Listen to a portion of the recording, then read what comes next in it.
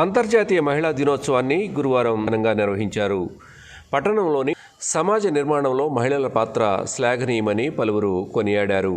కార్యక్రమంలో పలువురు మహిళా టీచర్లు ఘనంగా సన్మానించారు. ఆనంద జ్యోతి, సత్యత అనే జ్యోతి, ప్రేమ అనే జ్యోతి, పవిత్రత జ్యోతులు వెలిగించాలి కదా. అందరూ అనుకుని మేమే కాదు, మీరు అందరూ కూడా వెలిగించేసేయచ్చు. ఈ జ్యోతి అయితే వెలిగించచ్చుగా, ఇదైతే నలుగురే, ఈ జ్యోతి అయితే అందరూ వెలిగించచ్చు కదా.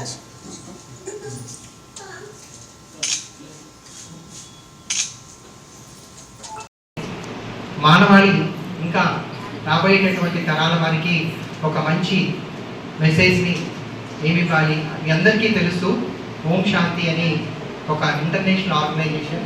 ఆ ఆర్గనైజేషన్లో దాదాపుగా 1.5 దశాబ్దం, రెండు దశాబ్దం, దాదాపు 20 సంవత్సరాల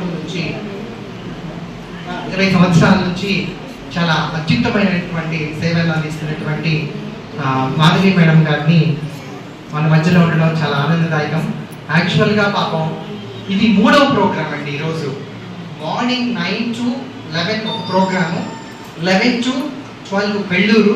అక్కడికి వెళ్ళి ఇంకొక ప్రోగ్రామ్ చూసుకొని వస్తే పాపం నేను కంటిన్యూస్గా ఫోన్ చేస్తూనే ఉన్నాను. Sorry madam, thank you for coming.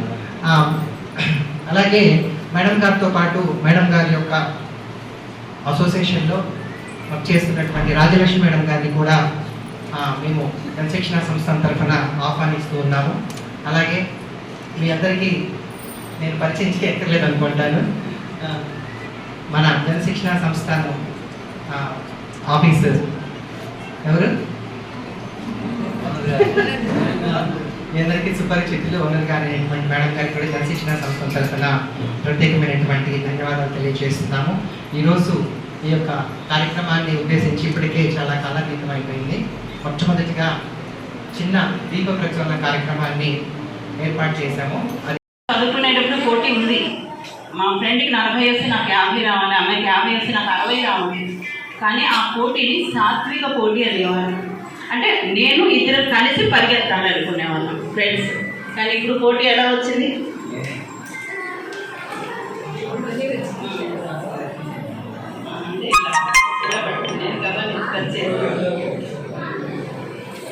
అంటే సాత్విక పోటీ ఉండేది పూర్వం రోజుల్లో.